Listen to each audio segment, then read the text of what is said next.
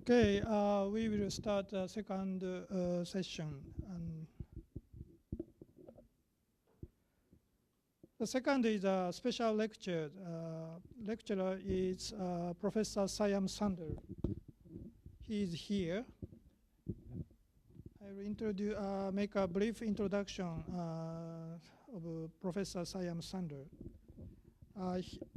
The Keio University invited him to give a series of the lecture of the accounting and control, and that's going on at the Keio Business School at this moment. We have the final session on next Wednesday, and he is teaching at Yale University School of Management, and one-page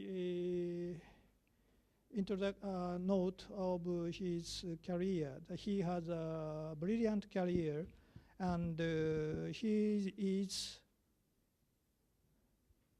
multi-faced scholar, because I believe he is an economist, and another people think he is an accounting professor, and other people believe he is a financial theorist, and another people believes he is a software programmer, and he has many fields in his specific interest. And each of them, he made a brilliant and great achievement. And he is also law theorist in the jurisprudence, the law school, the Yale Law School professor. And initially, I asked him to make a presentation on the international accounting standard. But in response, he replied he wished to make a lecture of grand design for sustaining civilization. And his favorite economist is von Hayek. That is a very great thinker of economic theory. And his tradition is, Professor Shyam Sunder's tradition may come from the Carnegie School after Henry Simon. And so we can easily understand why he pursued and succeeded in many fields altogether. So that is a fair introduction.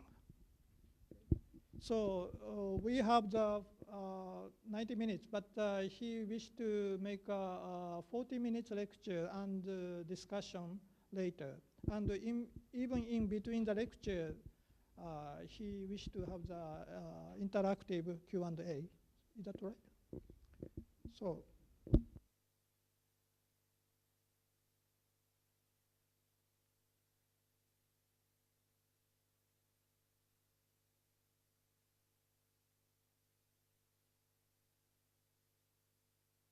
Okay.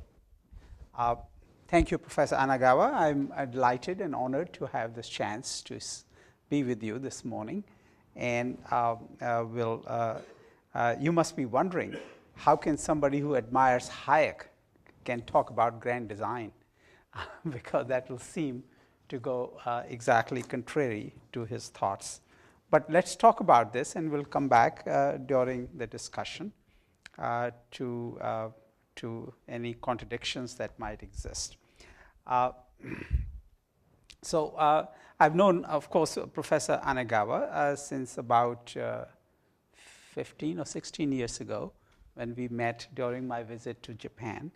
And so a week or so ago, when he mentioned this possibility, I suggested that we share some of these ideas about sustaining civilization with your group. Most people find these ideas at least provocative and even unacceptable. So I shall warn you in the beginning that I'm going to talk about some unconventional ideas, and I hope that we can have a conversation about them, not only after I finish in 40 minutes or so, but please feel quite free to raise your hand and stop me, and we can deal with your questions, comments as we go along. Okay, so I'll welcome your interruptions. Okay, is my speaking okay? I know there is no translation, so I just want to make sure that what I'm saying gets across to you.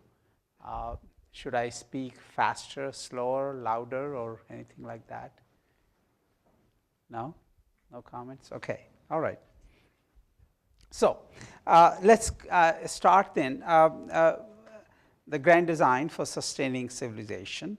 What I'd like to discuss in these few minutes is asking, what is our civilization? What might be sustainable? And what could be the grand design? And how we might create and implement it. Though when we come to the, I'm going to talk mostly about first two items, and I'm going to depend on you to tell me about the second and third and fourth through your suggestions and during the discussion in this session. Okay. So first, what is our civilization? It seems to me that our civilization consists of a moral code which has two key elements. These are the elements, they are values that on which we pay, to which we, the values of our society and our personal lives on which we place very high weight. What are these values? One is consumption. The more we consume, the better we are. We have greater respect for people who consume more than those who consume less. And just about all of us aim to be able to consume more, or have the capacity to be able to consume more, have the wealth and resources to be able to consume more. A person who has 2 cars is better than one. A person who has a car is better than one who has a bicycle, and a person who has a bicycle is better than one without a bicycle. And so consumption is a fundamental part of our moral code. And it has been so, as far as I can tell, throughout human history, in all societies, okay? And even in religion, when people go and pray to God, what do they pray for? They pray for more consumption. And how do we promote virtue in our society? We say, be virtuous, be generous to the poor. Why? Because if you're generous, God will give you more. Give you for what purpose? For consumption, right? So my proposition 1 is that consumption is a fundamental value of our moral code and our civilization. And that has consequences. We can go downstairs to the Lawson's store or department stores and see scenes like this, right? It's not unusual for a store to have 100 different brands of shampoo, right? I don't know how many brands we need, but in any case. But there is a second value in our moral code. And the second value, if I may suggest, is reproduction and preservation of life. That's the second fundamental value in our society. Who could find fault with this? Could any of us say that this person is doing something which is not desirable? He's preserving life, right? And this is animal life. Human life is precious, right? And it's a fundamental proposition of our civilization that we do everything possible to preserve life and to prolong life. And of course, along with that goes reproduction, making babies. That has been a fundamental value in all societies throughout history. And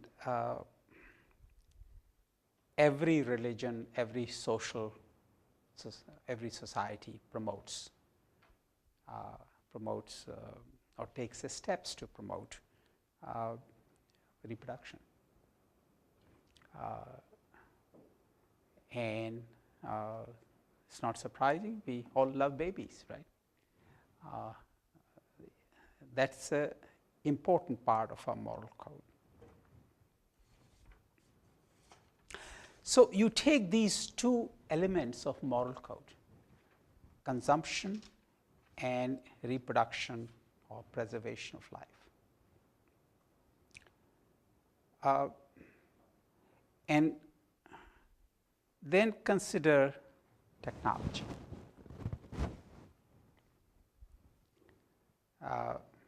You know who he is, right?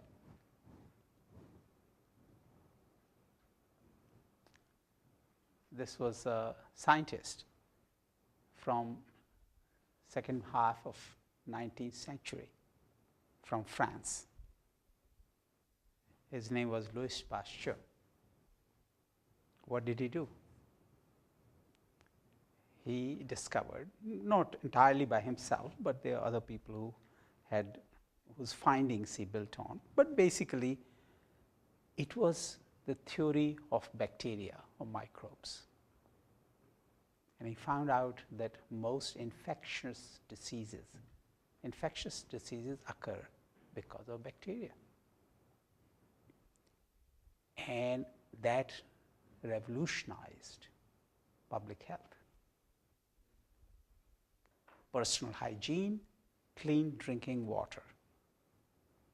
Those are two main elements which came to be adopted in Europe first in the later part of the 19th century, and then in the rest of Asia and the rest of the world in early part of 20th century.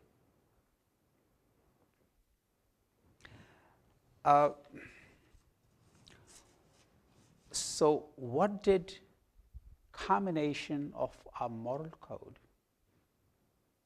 consumption and reproduction, combined with this new technology which saves life, which told us how not to get sick and how not to die early?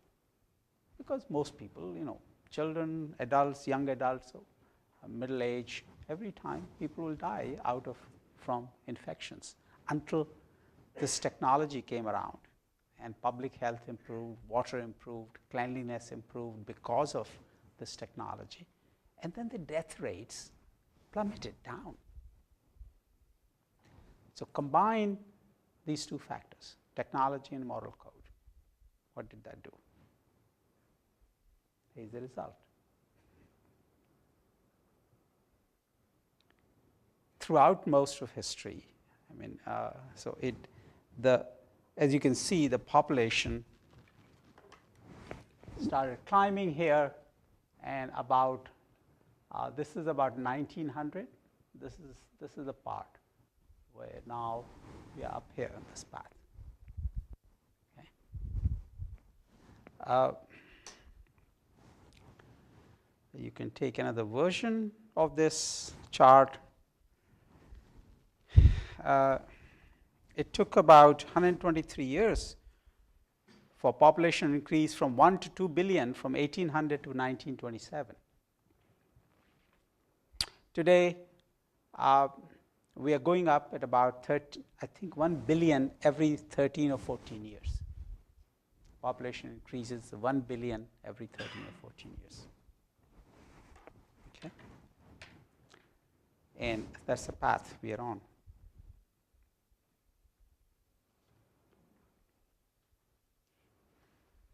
Okay.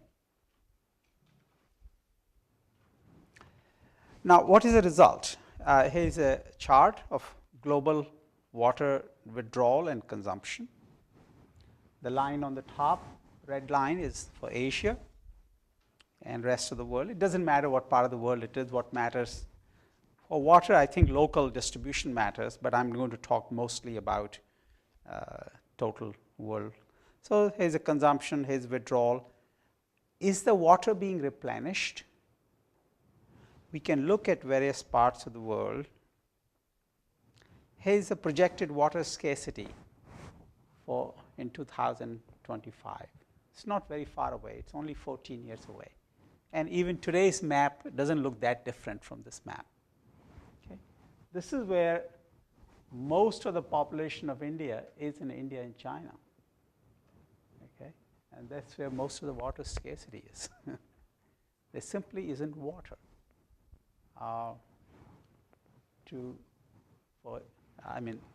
Some 70% of water is used up for agriculture, and then you need water for drinking and other purposes, industrial, commercial purposes, and we don't have enough water. We're going to have severe water shortages, at least in the zones of the world where most of the population lives. Of course, in the northern parts, and Americas, Japan, of course, Europe, there's plenty of water here. But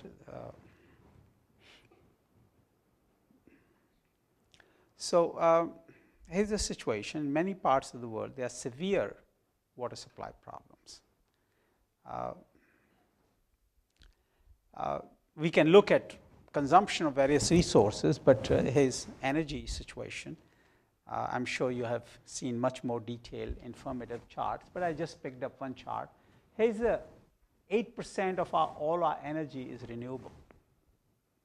So 92% of our energy, natural gas, petroleum, and coal. Nuclear, let's say, suppose it's renewable. We have plenty of it, suppose. But it's still, if you take 8 and 8, that's 16%, 84% of the energy we are using is non-renewable. And how long is that going to last? Certainly, it doesn't matter. Even if prices rise and the supply increases, the point is, in the scale of things, a scale of time, whether our energy resources last for 50 years or 100 years is not that important, you know. It's 2 generations or 3 generations. That's about it. Okay. So you're beginning to see in art, people beginning to realize what's going to happen to our civilization with the clash between our moral code, consumption plus reproduction, and with technology of keeping ourselves alive quite long. Remember, of course, while new medical and hygiene technology reduces death rates immediately, the reduction in birth rates takes about 2 or 3 generations later. And it is that gap between the reduction in birth rate that occurs at one time and the reduction in death rate that takes place 2 or 3 generations later, that is a time when the population grows. So, does our technology match our moral code of life and consumption? That's the key issue here. And so we can go back, get a sense of history and look at the origin of species, Darwin's book. and look at the history from what the data has been collected from fossil record, there have been a lot of extinctions. On average, most species on Earth have lasted on average about 1 or 2 million years. How long have human beings been around on Earth? Homo sapiens? You're probably around average right now.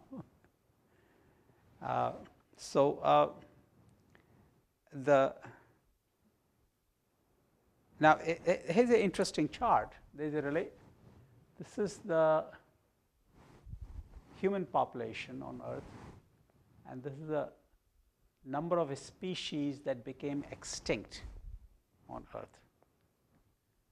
The two seem to be correlated. Do you think there's a causation? Did extinction of human species, extinction of animal species cause increase in population of human beings, or increase in population of human beings cause extinction of animal species, or neither? Are there two independent phenomena?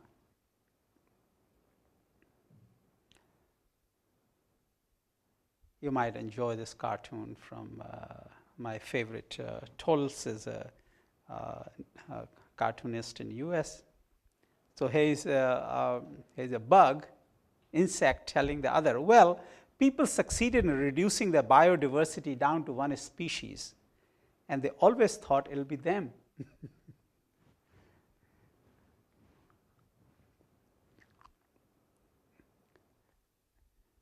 So the question for our session then is, what is our plan?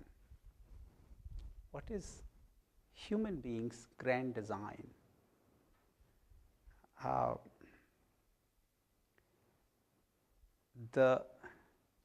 Which basket are we going to put our eggs in?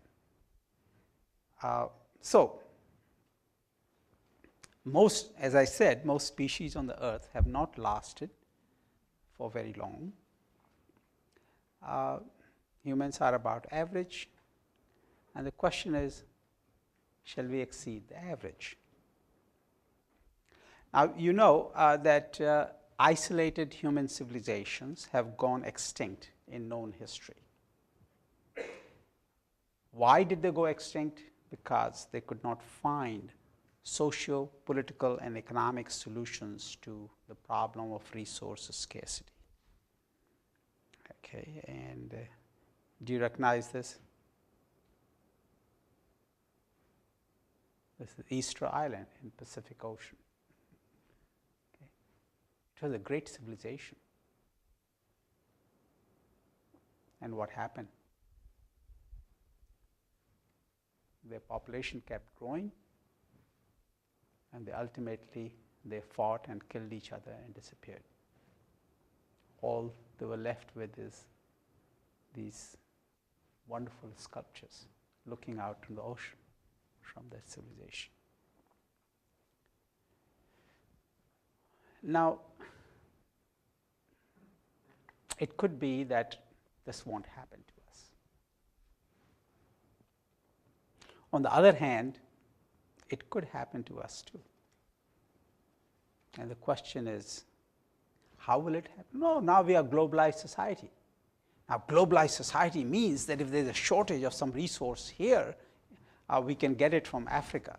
If there's a shortage of resource here, we can get it from Japan or America, and we can move these things around. What does that do to the amount of reserve capacity available? Because by moving these resources around in a globalized society, now we are all closer to the edge, closer to the capacity, where there's less and less of a spare capacity in the world. So we just keep increasing the population and increasing the consumption, but there's not much margin of safety left. Suppose the monsoon failed in India for 3 years, or even 2 years. What will happen? Does the world have a spare capacity to feed 1 billion Indians? It doesn't. Has monsoon failed 2 or 3 years in a row in the history? Yeah, it has happened many, many times. So is it such an unimaginable thing? And I don't know what our plan is. What is our grand design? What will it take to sustain our species? Because we are still holding on to our moral code. We value consumption and we value reproduction and saving life. So let's talk about sustainability. At what rate of, let me suggest 3 variables. Consumption per capita, how much resources each of us consumes. Let's say that's C. Okay. Second, how many people are there on Earth? N. And how long will it take before N people exhaust the available resources, whether it's water or energy or whatever else you need. That's T. So my proposition is that there is as long as we have finite non-renewable resources on Earth, there's going to be a mathematical constraint relationship between C, N, and T. How much we consume per capita, how many of us are there in the world, and how long we will have before the game is over.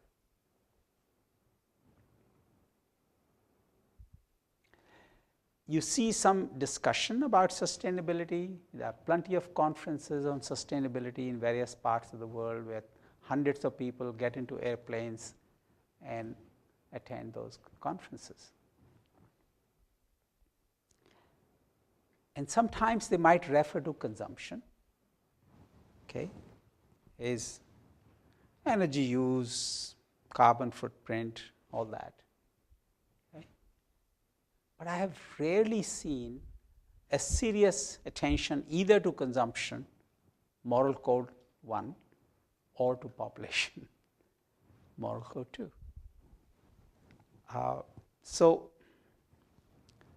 now, it's entirely possible that there could be manna from heaven. Just God sends us new resources, or new technologies are developed. We are able to develop brand new technologies, which just makes this energy constraint, water constraint, other resource constraints just go away. Okay? And if that happens, I'll be the last person to complain about it. That's fine. But is that our grand design? That God will save us? Or some major new technology will come around that will relieve our constraint on C and T? And what if that doesn't happen? I see a lot of sustainability conference. Here's somebody who realized that. Save the planet, kill yourself. Okay. But the fact is that population is the issue, because we are 7 billion of us right now on the Earth, and in many parts of the world, including India, where I come from, population is still increasing, about more than 1% per year. And the best I can tell, probably Japan and China and some parts of Europe are the only countries where population is decreasing. And even that decrease is actually more than compensated by countries in which people encourage more and more babies. Okay? And every child that comes into the world, at 7 billion, the projected population is going to go to at least 9, perhaps 10 billion people, even if the economic growth continues. That means more consumption.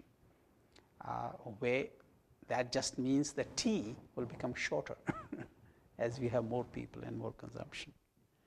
Okay, so the question I want to pose then in this session is: do we have the vision? What is our vision for the future of our civilization? Do we have the leadership to provide that vision, to lead us in that direction? I guess there are stories of leadership. When in the biblical legend, when the earth was about to be deluged in the great flood, there was a leader who came along, the Noah, and saved all the species. It's interesting.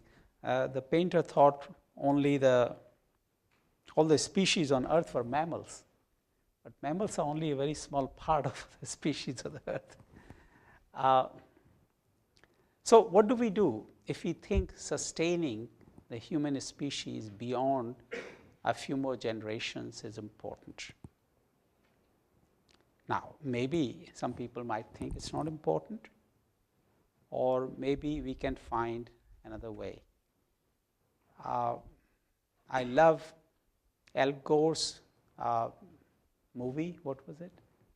Inconvenient Truth. I love Kyoto Protocol, but I think these are drops in a bucket, because I could recycle newspapers and bottles all my life. I don't think Earth has resources to sustain 7 billion people at our level of consumption, when 3 billion people of China and India are rapidly increasing their consumption to match the consumption of per capita consumption of industrialized part of the world. I've only taken about 30 minutes. Why don't I stop here and open up the discussion and questions? Okay. Thank you.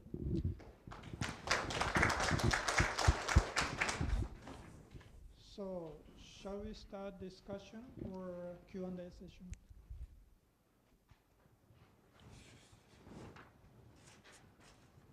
I promised you that it won't be pleasant, so I'm sorry.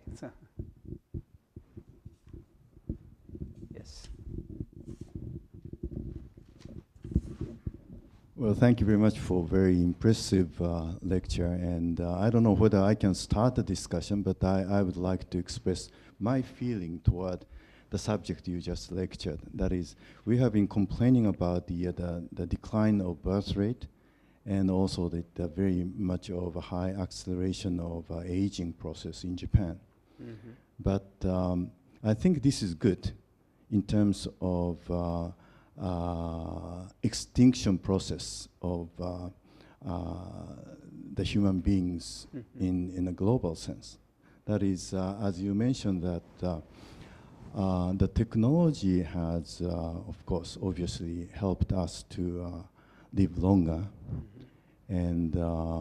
and we have enjoyed much of affluence and very richer, not only in terms of monetary or physical way, but in terms of mental conditions as well. Mm-hmm. We have been certainly enjoying a lot of enrichment due to the high technology and improvement of technology means that also that medical technology as well.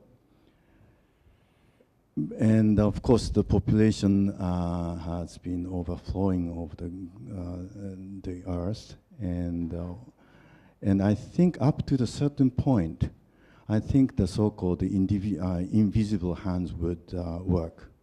And many people consider invisible hand might have been implied as a kind of God's hand, but I think when we looked at the Adam Smith's article of ethical sentiment, mm-hmm. Yes. I think my interpretation is that in invisible hands he has implied that that is the essence of human mind. That is, in the long run, human beings try to sympathize others, and so that if we would let the market composed of the human beings operate, then in the long run we would reach the very balanced, well-balanced, good society. But now I think we have reached the limit of that human invisible hands. And now I think extinction process has been being taken over by meta-human power. Some people may say that is a God, or some people may say Buddha, or whatever we name. But I think we are now reaching at the level of reaching the limit of our human beings' ability. And therefore, like here in Japan, very faithfully, peacefully, we have been enjoying that process by the decline of birth rate and a very high speed of aging. But in other areas, like in Africa, a lot of these new diseases and crisis of foods, and in other areas, there are a lot of terrorism taking places and killing each other. And of course, I do not mean that I do not have any sympathy to the other people, but in a global sense, and in the long run, we are at that stage of extinction in the global level. So I completely agree with that.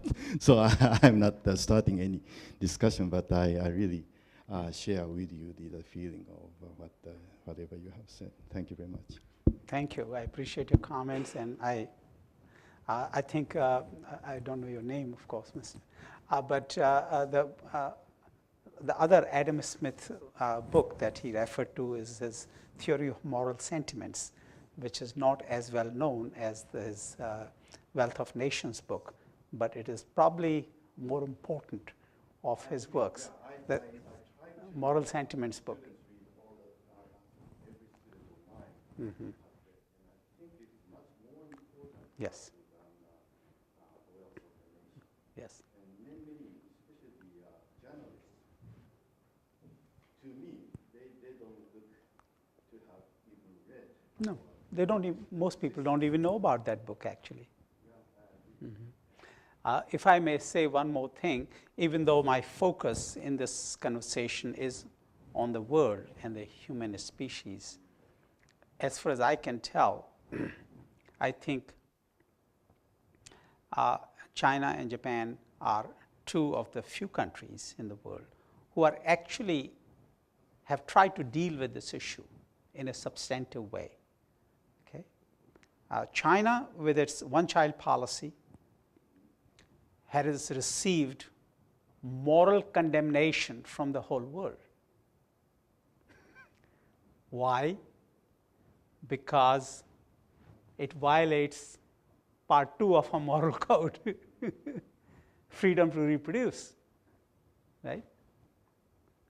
If you ask me, I say, China is doing the right thing.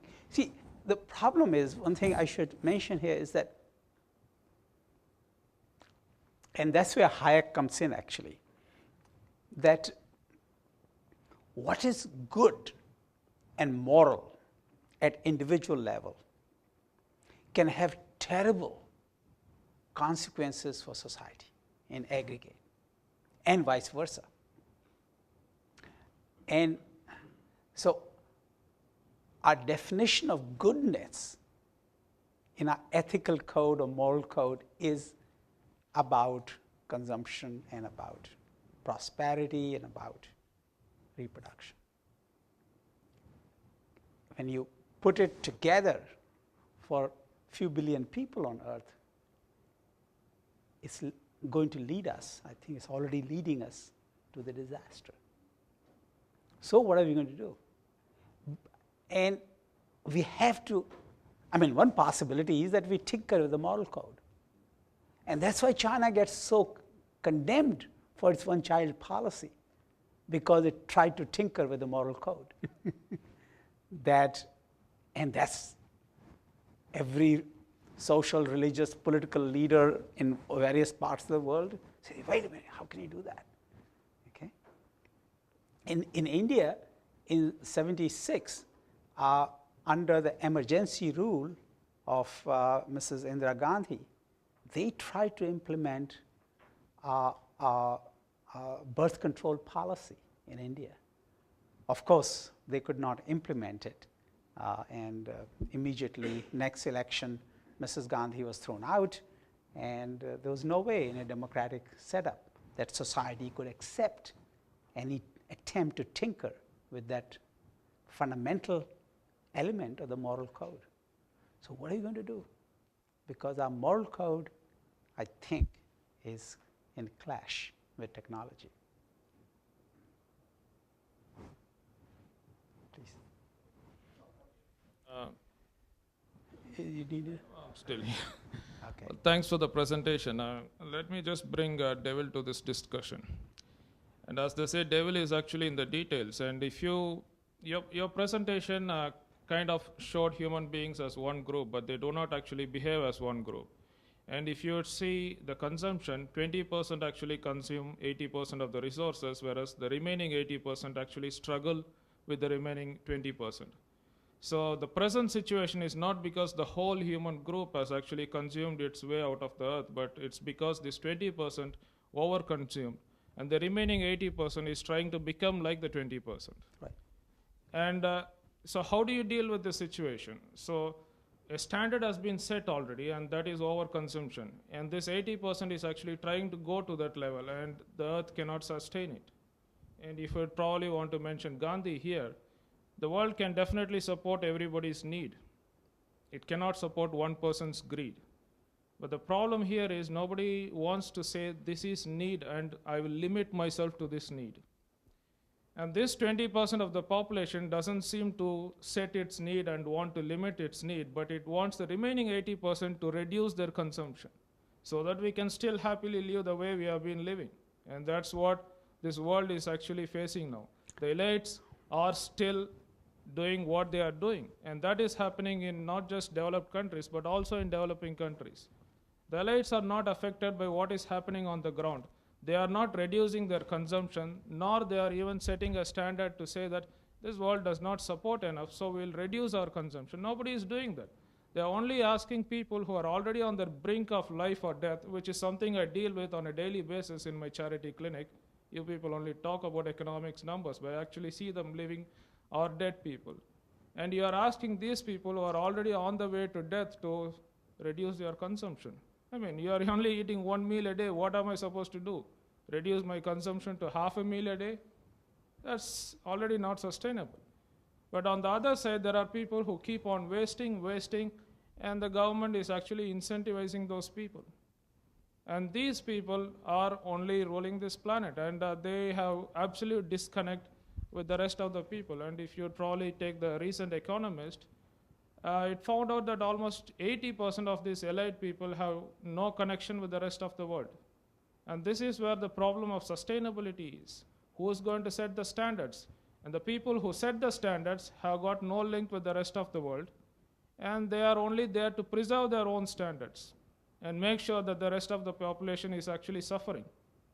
So what's this hypothetical discussion about standards, sustainability, when the world is already set towards domination by elites, and it doesn't look like it's going anywhere from there.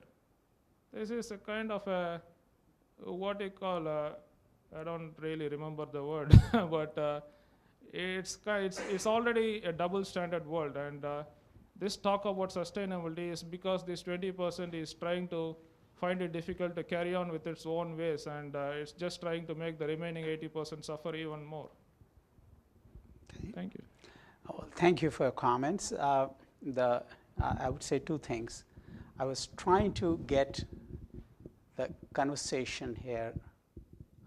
What you have said, and I agree with it, most of your comments have to do with distribution. Equality. Right, distribution, that's it. Okay. I'm trying to get the conversation focused in this session on total. Okay?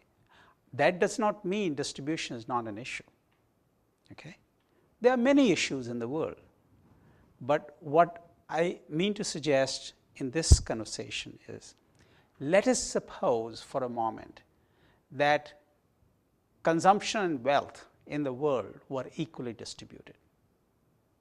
Is that sustainable at the current level and current population? You talked about consumption, C. You did not say a word about N, the population. Let's consider the average consumption level in the world today. And let's take the current population in the world, which is about 7 billion. My question is, can 7 billion people, for how long can 7 billion people live on the earth at the current average level of consumption? Okay? And my proposition is not for very long. Okay? Even if you don't change the distribution, that I'm not defending the distribution, current distribution. It's perfectly fine for India and 3 billion people of India and China. Say, why not? Why shouldn't I consume as much as you do? Okay? That is not the issue on the table. I'm not criticizing that. That's perfectly fine. But there's still an aggregate problem, aggregate resource problem on the earth is going to be there. Okay? And we cannot ignore either the problem of total consumption or average consumption, and we cannot ignore the problem of N. How many of us are going to be on this earth? How many should be on earth? And is there a world leadership? We can fight about this as we did with the wrangling on Kyoto Protocol for last how many years now? Almost 20 years. People have been fighting. You reduce your emissions, you reduce this, you reduce this. I think Kyoto Protocol is about second order effects. The first order effect for sustainability in the world is not global warming. First order effect, I believe, is population.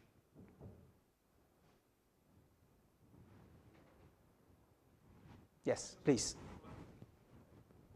Yeah.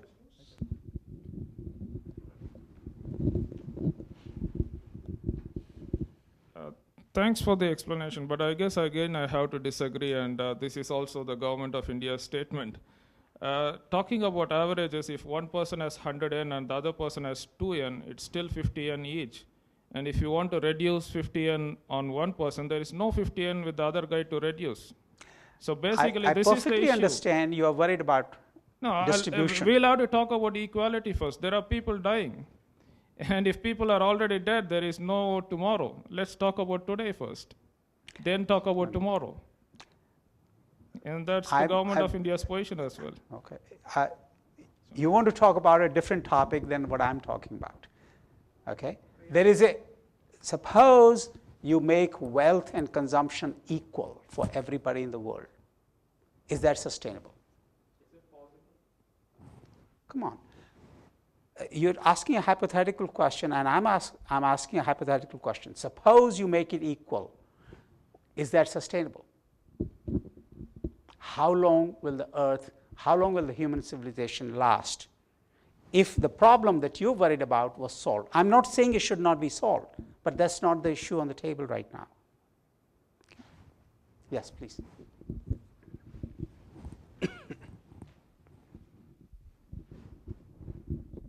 Thank you. My question is, in your view, how should the world control its own population? I think. What's the best way, in your view, to control the population? It seems to me that you are a bit critical of past two, and I also cast doubt on your view that we have reproduction as a moral code.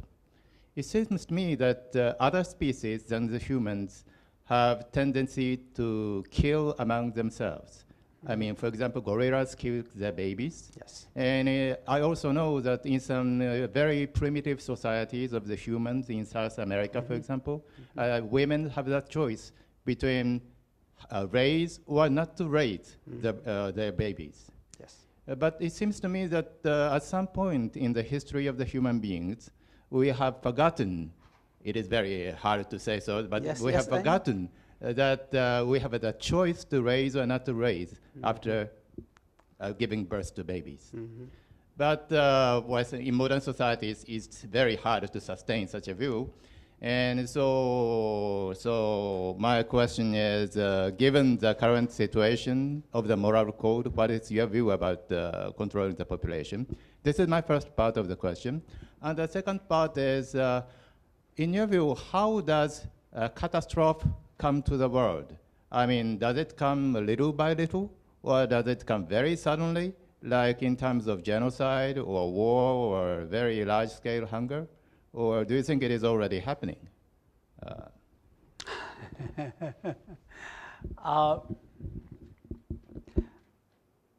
I will give you my view on population, but I would love to have more broader discussion on this and then come back to that a little bit later, if you don't mind. And how do species go extinct? How do civilizations go to extinct?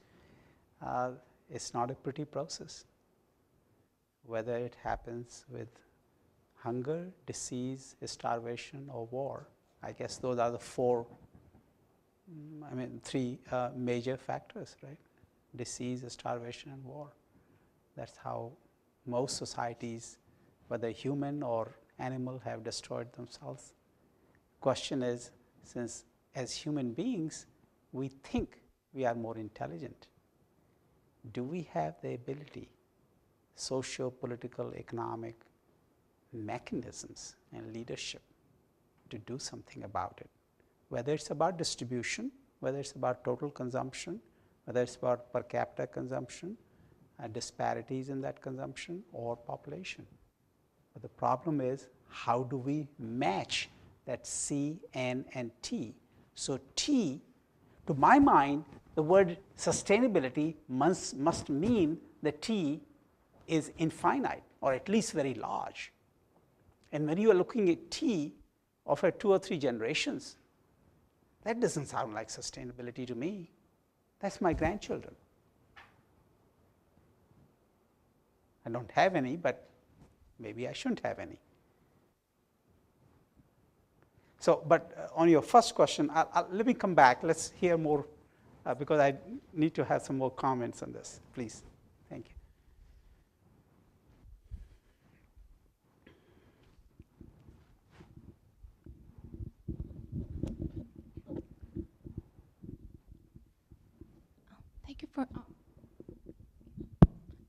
Thank you for your presentation. I kind of thought that your topic is really related to our project team topic, which is a BOP business. It's like considering the developing countries as a new market, and so that we can expect the sustainable development and the financial independence by the activating the consumption of the developing countries' people. So, I'm sorry, I'm not fully understood, but I kind of thought that I was curious about what is your definition of the civilization, because I was kind of thought your perspective of the civilization is quite positive. Of course, you mentioned the water scarcity and the occasion of just, yes, the water scarcity and many problems of the civilization, but I really couldn't get what is more the relationship between the civilization and a moral code, because there's like Samuel Huntington, which is a collision of the civilizations. Yes. Thank you. So, can you explain more? Okay, I think if I understand it right, please somebody will correct me. Huntington is talking about, in his Clash of Civilizations, he's talking about Islamic civilization or Christian European civilization and so on and so forth. I'm using the word civilization for human society. The way human society is today in all parts of the world, that society has some assumptions built into it. And those assumptions, my suggestion is that those assumptions are about value of consumption and value of reproduction. Okay? And we admire both those features. And as far as I can tell, those are considered admirable everywhere. Okay? That's a part of our human civilization today. It doesn't matter whether Islam or Buddhist or Christian or Jewish or anything else.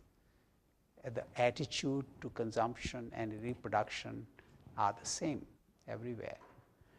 And what I'm saying is that these two values of our civilization, when we combine them with the modern technology of saving life and prolonging human life, they have created a situation which is simply unsustainable. So is it more than a justice? Pardon me? Is it just more than the justice?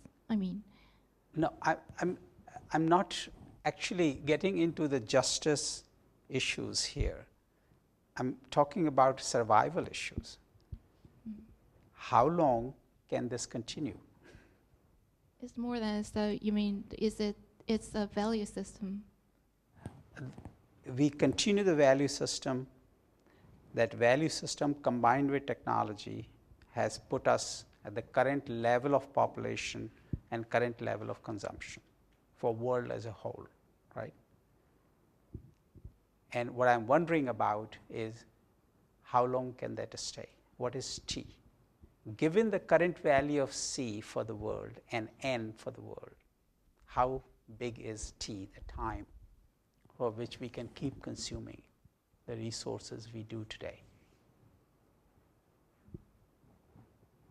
I don't know if I'm getting across to you or not. No? Thank you very much, but can I have more questions? Sure, please. Is reproduction also in a sense of moral code? Because I kind of thought the dumping, for example, so they are the entrepreneurs are actually maximizing their profits, not just wanting to give a cars, Toyota in Bangladesh. So how do you think about reproduction in a moral code? I'm not sure I followed. What is the example you gave? Example of? I mean the dumping. Dumping. Dumping. Yes. Okay. So they are the companies are actually maximizing their profits. Not they are just wanting to. It's not a sense of philanthropy or a charity. So I think it's not a just moral thing. I mean ethical. Okay. I think that's actions of individual companies are really at a much greater level of detail than I'm trying to address the issue here. I'm trying to address the issue for society, human society as a whole, and I think if I understand it right, your question is more about company policy or differences, trade among countries, one country to another country, and so on. Those are important questions, but I have nothing to say in this session about that at that level of detail, because I'm trying to deal with this at a human society level and not at a company or country level. Okay? Yes, thank you. Yes, please.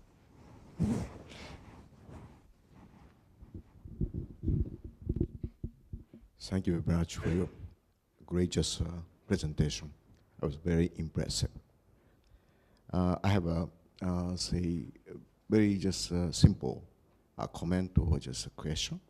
That is what kind of capacity, what kind of mechanisms we should control, say, our just popularity or just our vision.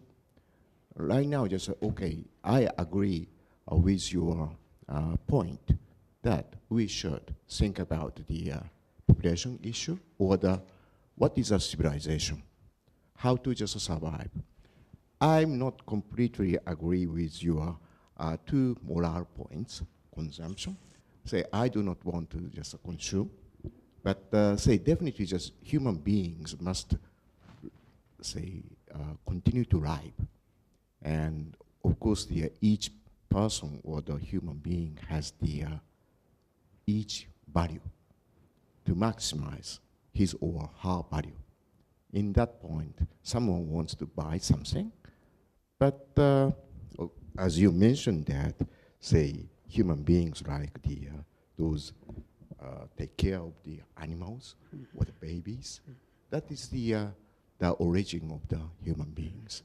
But my question is, say, what kind of mechanism to control or put the grand design for ourselves to move from now to the next, say, new mechanisms? That is my comment over Of course, I have not engineered such systems, but let me throw that question also to the rest of the group and see if there are any suggestions to deal with this problem of the conflict between these two human values and our resource constraints. There's a conflict, and what do we do about that conflict? That's your question, right? As you asked me about what do we do about the population. Okay, so let's have some more reactions and comments on these questions. What to do about population, what to do about this conflict.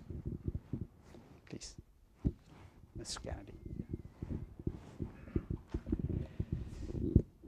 I'm sorry that I arrived late and actually missed your lecture, and I've just glanced over the slides, and I have seen your, I assume this simple formula, consumption and number of people, population and resources, and then there's a graph also, which really shows a sudden exponential growth in population. However, I've read several books recently, and of course it's no secret if you live in Japan that looking at the actual demographics of the world, most of the advanced countries have really simply put on the brakes of population growth. Now, that's not true in the whole world. The developing countries are still growing rapidly, but it appears to be a very common now demonstrable fact that as populations become more wealthy, that their population growth naturally begins to stop and even begins to decline, as we have seen in Japan. Okay. So I really have to look at this graph, and I mean, actually your numbers, you have two graphs here, and your numbers, the first graph is very shocking and just rises rapidly, but if you look at the numbers in your second chart, it really shows that the growth rate is slowing very rapidly. The last billion population on your chart took twice as long as the previous billion, so it's really, growth is slowing very rapidly. We also know that technology is expanding exponentially now, and I honestly believe that it is very realistic that in the next 30 years we are going to have unlimited energy sources. Most likely we will. Probability is greater that we will than that we won't in the next 20, 30 years. Once we have unlimited energy source, which is virtually free, then water becomes a non-issue because we can create fresh water at not zero cost, but essentially very low cost. So water becomes a non-issue. Productivity growth of farming has also grown much faster than our use. Less farmland, but more crops being produced. So I really have to say, do we really have a problem here, is my real question. I think that in another 30, 40 years, the problem is going to be the opposite. Populations are going to be declining, and most of the advanced countries are going to be in the situation that Japan is now. They're going to have too many elderly people supported by too few younger people to pay for the services that are demanded by the elder population. And right now, we're looking like, oh, we have too many people. But in another 20, 30 years, it really could be reversed. And the advanced countries are going to be fighting to get population to emigrate into their countries because there's going to be a shortage. These are theories that I have read in books by George Friedman, The Next 100 Years, I'm sure you're familiar, Sure. and many other scientists that have looked at the demographics are stating these. So I wonder, what's your take on that? And I'm sorry if you addressed some of these questions in your presentation, but that I missed. Well, thank you. I appreciate your comments. Let's look at the population chart, whichever you want to look at. Okay. Right now, we are about 6.7. I'll just address two of the issues that you made in your comments. One is as George Theodore Schultz, one of my colleagues at Chicago, showed in his research that that was in his work in 50s, that better, higher prosperity leads to lower birth rate. And that has borne out to be correct. And that is the hope that is often held out. We are about 6.9 billion people right now in the earth. If the economic prosperity and consumption levels keep at the current path for the next 50 years, the most optimistic estimates are that population of the world might level off at about 8.5 billion. 8.5 to 9 billion, depending on who you listen to. Okay? But let's not go to 8.5 billion or 8 billion. Suppose we had a mechanism to freeze. Somehow, population froze at today's level, 7 billion. Okay? And suppose, okay, do we have resources to keep either at the current level of consumption or to grow this? Your answer, if I understand it right, is a resource constraint does not exist. Okay? Because energy is going to be free. That's a manna from heaven. You were not here in my presentation. That's a manna from heaven solution. If it happens, I'll be the happiest person in the world. 100 years ago, electricity may be considered. It has happened many times, and it has not happened many times. People have done fabulously, unexpectedly good things in the past, inventions, and people have failed in those expectations also in past. If we want to put the faith, our faith of our civilization in some technology, maybe you have found some technology to get essentially limitless free energy in the future, which is great, that's fine. Then I'll tear up the presentation and we are done. Okay?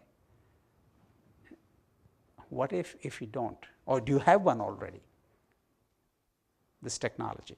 I believe it's coming. Well, that's what they said about nuclear power.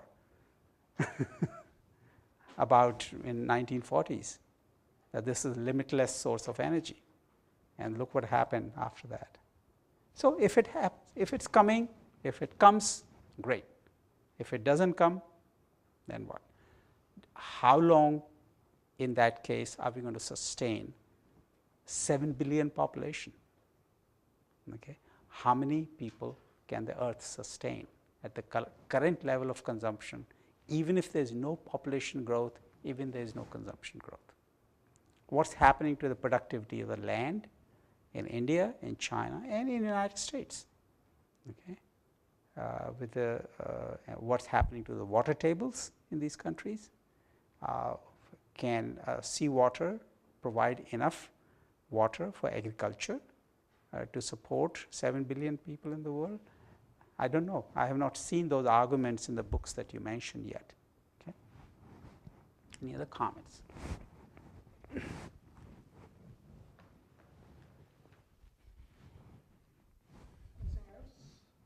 Yes.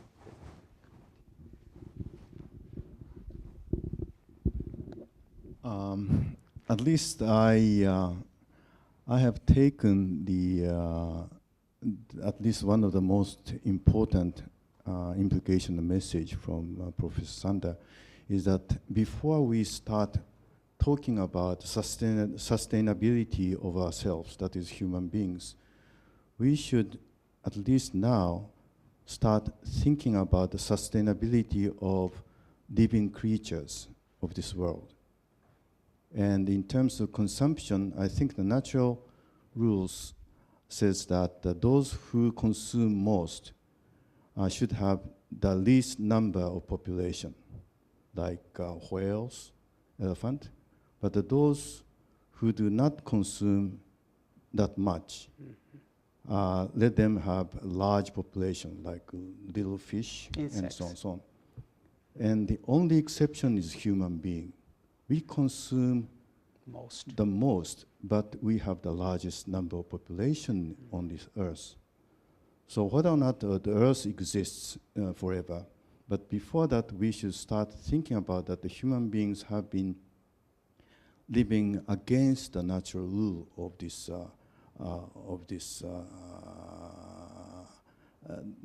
earth. Okay? So that's why I said, with that respect to my individual sense of sympathy to others, I think the population of the world should be extinct. That is, should be reduced. And as I said, in Japan, instead of our complaining about the decline of birth rate and aging process, we should rather appreciate this process, yes, because this process has come to us without any tragedy. It's very much of natural process. Yeah. So when we look at the other area of the earth, there are a lot of places where the population has been booming, but at the same time, those areas have a lot of problems like disease, the crisis of the food, and so on, so on, so on. So we in a short run, every one of us should try to think to save those people, but in the long run, we should also keep questioning ourselves whether or not simply helping them to increase population is good for the human beings or the living creature of the earth. Like 1930, I think, Keynes published the article for the grandchildren. That is in 100 years later from his publication.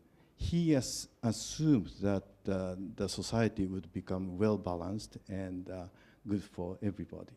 But we have only 20 years left, and I don't think the human beings have become so much clever, even much less clever, I think.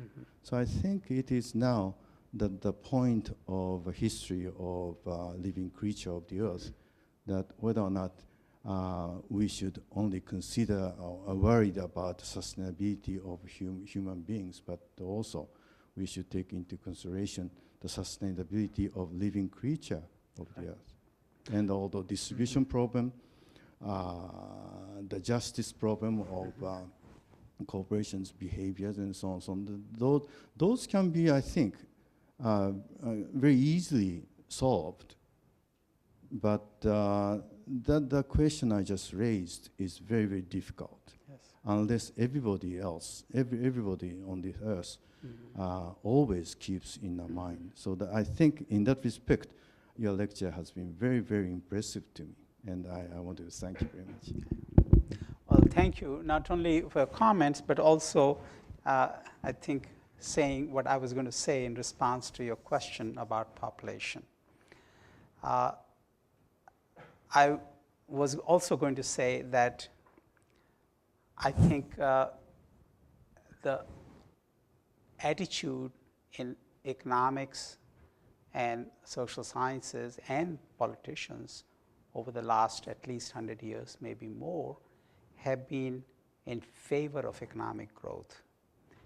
Economic growth in most parts of the world driven at least in part by population growth. If I go back to my native India, there people actually talk about demographic dividend. They say, oh, now we are having more people, so let's see all these GM and Volkswagen and everybody's coming into India to sell more cars, you know, or to China for that matter, or any of these places. It is unsustainable, any part of the world. And the rethinking that's going on in Japan, what little I know about it, with the production, the population going down, it's sort of like we have gotten used to this drug of population growth driven economic growth. Okay? Economic growth itself is not sustainable for any length of time. Okay? And to reach the plateau and to be able to maintain a sustainable level of consumption and population and making the appropriate adjustments has to be done. Whether we do it in a civilized fashion, in a controlled fashion, or let nature do this, as you suggested earlier, I think a choice is which mode we are going to use to make those adjustments, not whether there will be adjustment or not. There will be an adjustment whether we like it or not. The question is how pleasant or unpleasant do we want that adjustment to be? And when will that adjustment take place in various parts of the world? And I think to answer what I think about it, I think we lack political and thought leadership in various parts of the world and the world as a whole to confront these issues today, because these are very difficult issues. And I think a large part of it gets lost in debate on distribution, and that aggregate issues for human civilization as a whole get put on the back burner because the first thing that we do is to fight about who's going to give up, just as happened in Kyoto Protocol. Can I add an additional question about your additional question is like this. You said China and Japan is a model case in terms of the population growth because China succeeded in restraining the population growth and Japan succeeded also. But there are two different answers. Politically, China flattened the population by policy, but Japan tried to increase the population, but it failed. So it's quite opposite.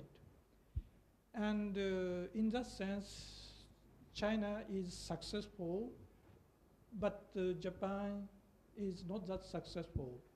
And also another problem of the flattening population is, as a society, it is very difficult to manage and sustain the infrastructure or education or some kind of social welfare. It is very difficult. And additionally, people within the society of the declining population, most of them feel very sad and lonely. For example, in the midst of Tokyo, there are more pets like dogs and cats than children. So people care for the pets. But viewing that kind of the attitude is a little bit sad, because even if there are common areas and parks, only dogs and cats are running, no children. So it's very sad. So there's no civilization if we don't have the population growth. So that is the first question. And second question is like this. You are teaching at the Yale School of Management, and I've heard you were teaching the leadership course based on the literatures. So how is it related to your views? Okay. Well, thank you. Two big questions. One, what I did say about China and Japan, that these are the two countries which seem to have consciously tried to deal with the problem or struggle with the problem. Of course, China used one solution. Japan is a different situation. But what I might say here is that if the population has been growing like that, and now what happens is that economy grows even faster within the population. When population stops growing, the economy doesn't just go like that. Economy goes like that. As we know from engineering, circuit theory maybe, that once you put an impulse, a change, its effects are quite a bit more complicated, as in demographics and in economics.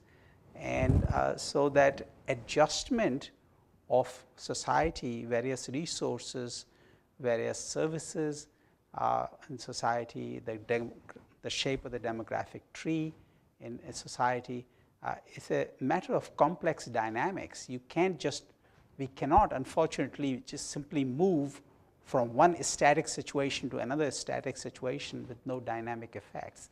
And I think the issues you mentioned in Japan are those dynamic effects today, which China will probably have to deal with in another 15, 20 years.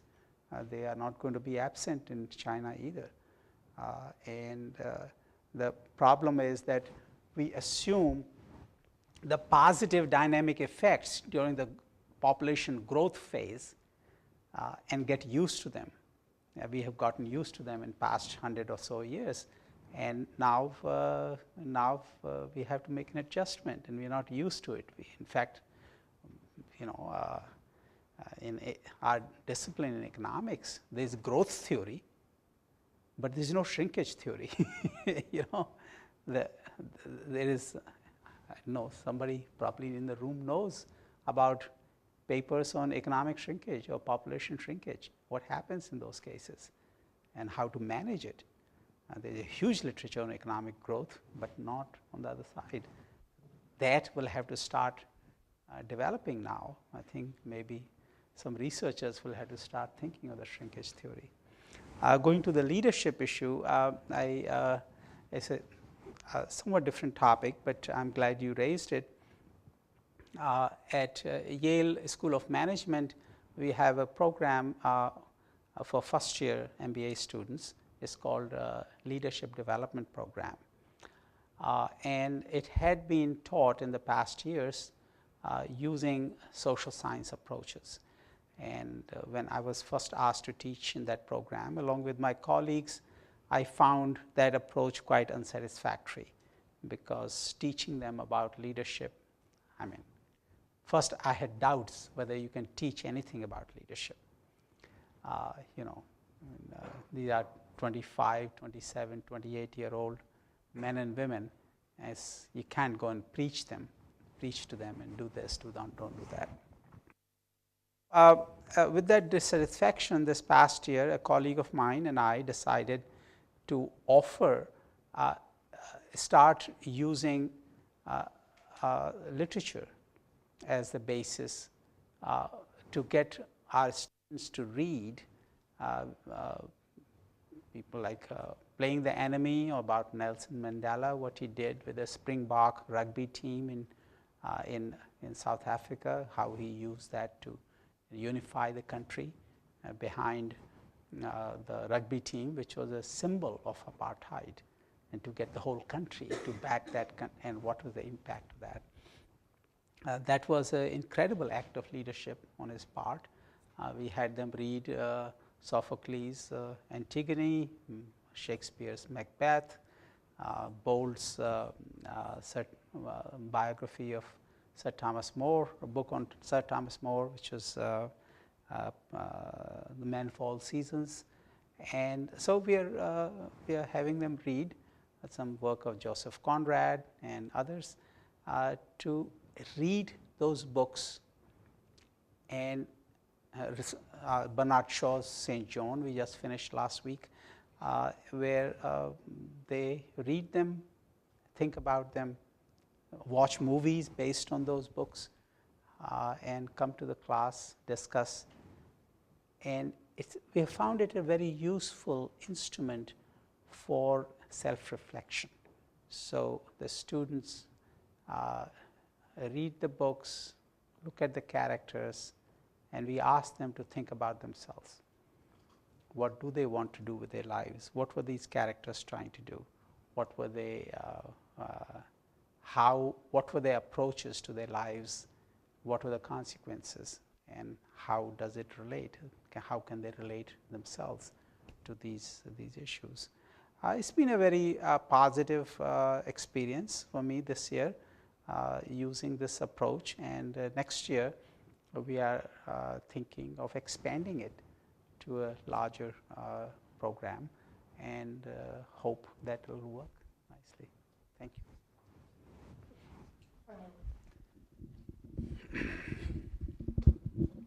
Yes, referring back to the leadership, and you finally mentioned programs, project.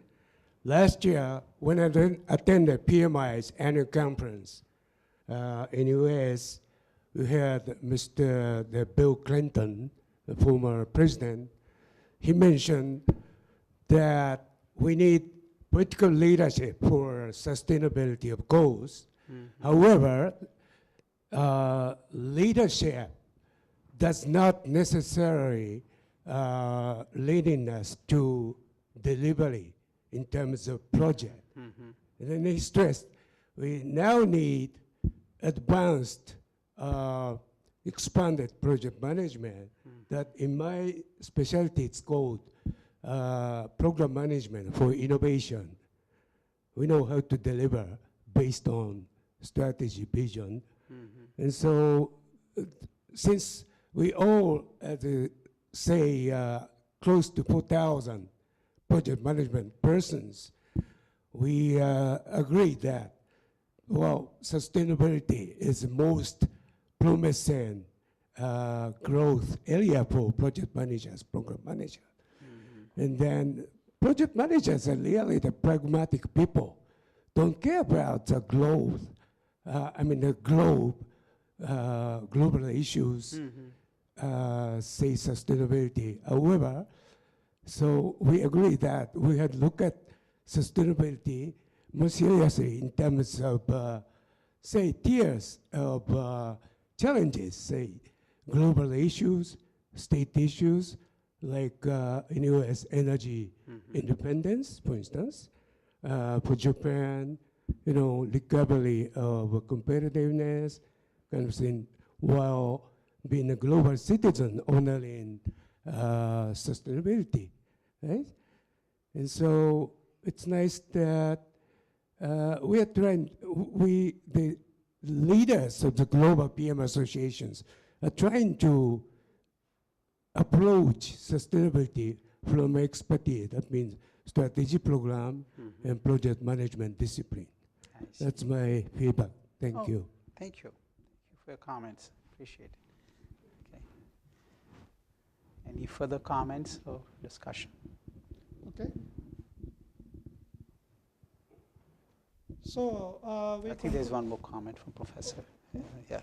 Yes. Brief and short.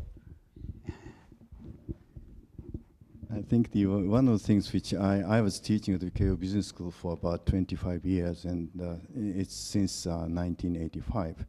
And I was teaching strategy, finance, and that area, basically. But I always said to my students that if they wanted to become leaders of the society, before they learn finance or how to make money, they should really study the philosophy, and toward the end of the 2-year program of MBA, they should have a very sound basis of their value. Yes. But I have been always complained by the senior professor that you have been preaching the students, and the business school is not that place. But I think those people are wrong, completely wrong, and all those economic crises of last few years, I think all the leading business schools of the world should feel responsible for that. Yes. Because most of those crises, I think, were caused by the business school graduates, I think many at least.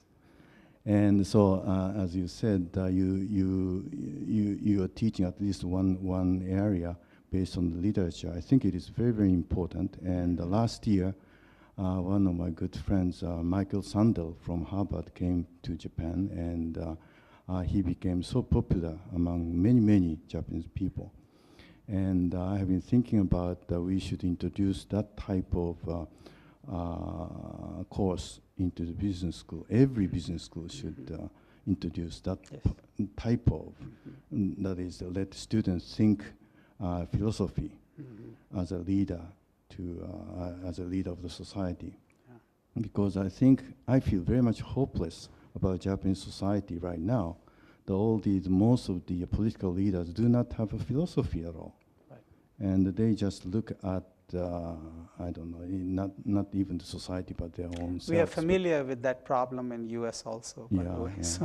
So I think as soon as possible, it is a very urgent matter that we should start doing something in that respect. So yes. I agree whatever you said in terms of the courses on the basis of based on the literature. I think it is very, very important, and every faculty member of the business school of the world should start thinking about that instead of making. I always say business school has been very successful in producing 3M, money making machines. Anybody can make money, and they don't have to come to business school to spend 2 years to become 3Ms. But I think so. Anyway, yes. Thank you.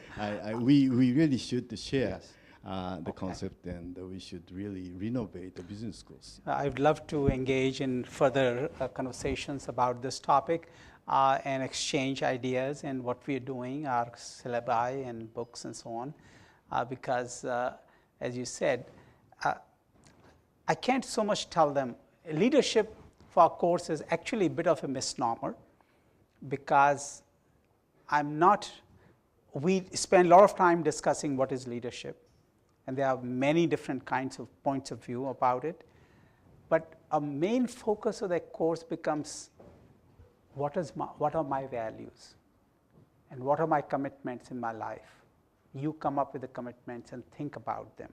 Think about them in terms of these characters. What was Antigone trying to do? What are the conflict between Creon and Antigone in Sophocles' play? Okay, is the good of rights of the individual or rights of the state? Or rights of the company. What's good for you? Good for this. Or Macbeth. These are very important issues, and I think literature is a wonderful vehicle for students to think about the issues, about themselves, their lives, their role in society, role in the company, in their work, and their personal lives. And I'm very excited about that possibility. Thank you. Manag. Thanks so much for your lecture. Thanks so much. It will be a great appreciate if you give me some advice for young Japanese people, students, and for a young businessman. What not only we think about our wishes, but also what we should do, or action. Do you have any specific recommendation for young businessman, student? What do we should do the first? We should make our own new business, or we should read a lot of business books, or do we think about ourselves or what we should do first? Okay. That's the most challenging question of this session. I don't even know if I can have any meaningful and useful answer to this. I don't think I'll have anything to say other than what I say to my own students in US.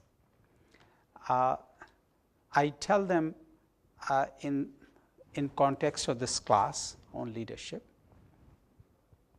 to think about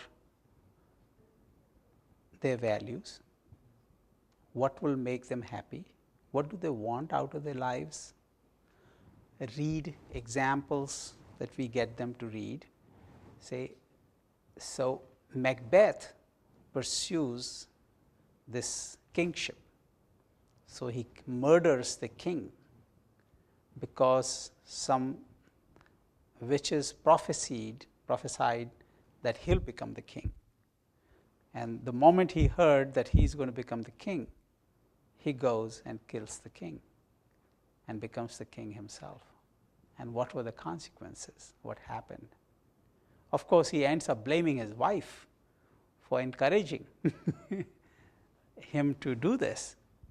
But who is responsible for it? Am I responsible for my own actions? Or should I blame him that you encouraged me to do something which I shouldn't have done in the first place? You know?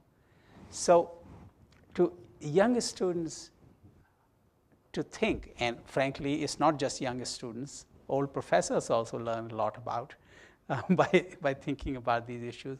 What is my life about? What do I want in my life? Money, maybe. Yes, I would like to live. But is that the most important thing? Do I need to balance it with other things in my life? My family, my happiness, my relationships to other people, doing something good for society? The wonderful thing I found about literature was I don't have to preach to them. And I don't have to tell them, do this or do this or do that.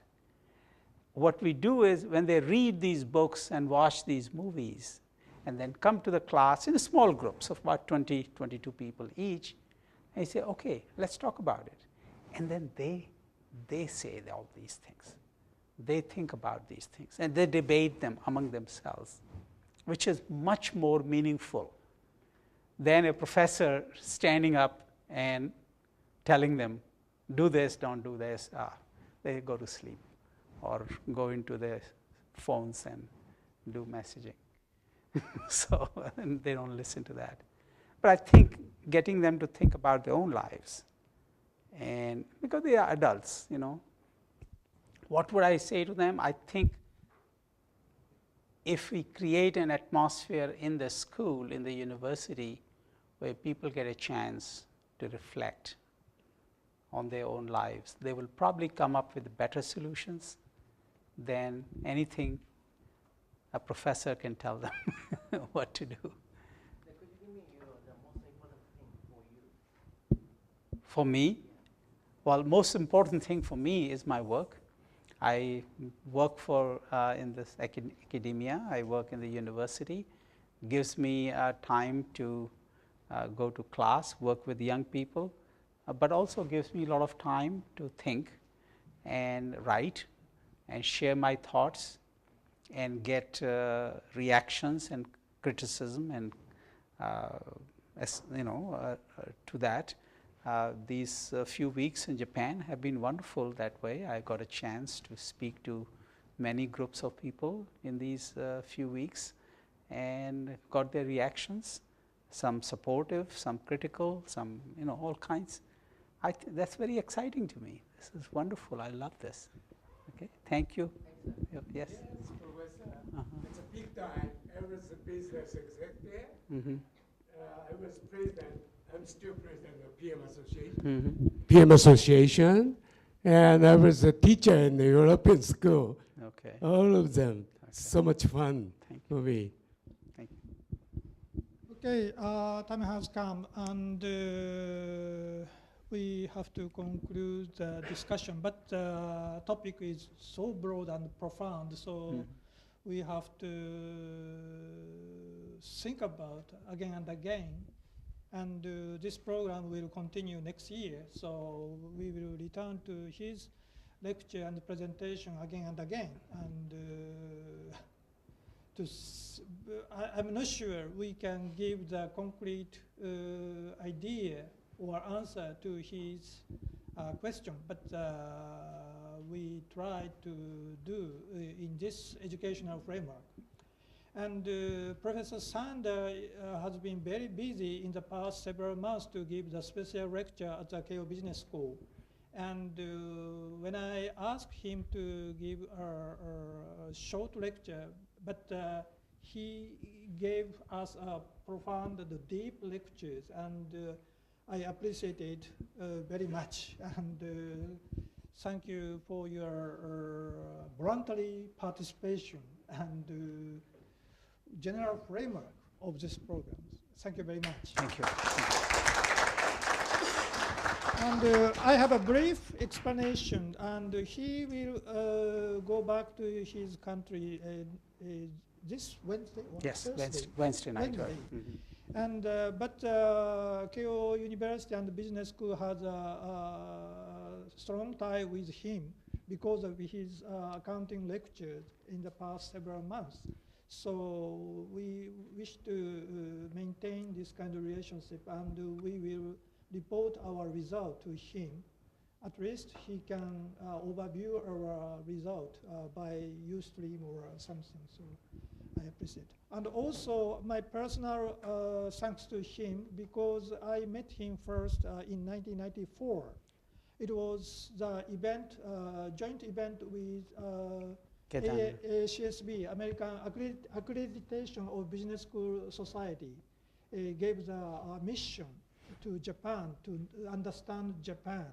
And also the KKC, Keizai Koho Center, sponsored that program because that was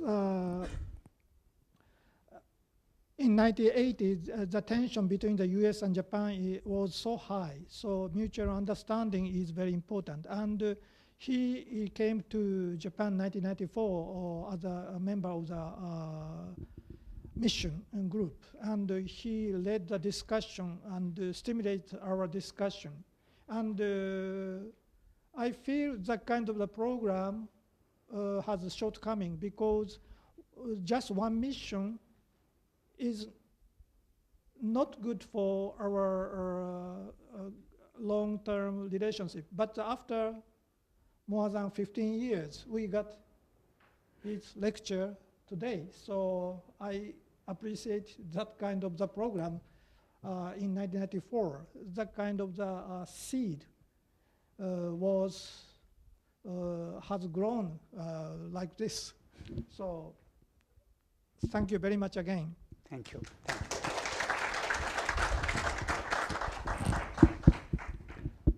So we are a little bit late, so if you don't mind, we will start 2:20 or 14:20. So is that all right?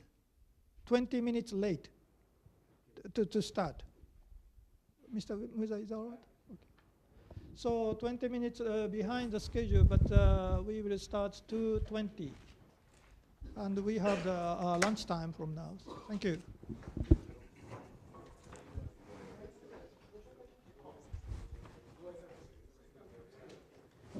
Again, I would like to apologize. No for problem. coming in No late and problem. missing No, the that's all right. That's beginning. all right. No problem. Introduce myself. Okay. I'm an American. I graduated Yes. from Georgetown MBA. Oh, okay. We I had see. ethics Okay. courses and some philosophy. Okay. Thank you. I see.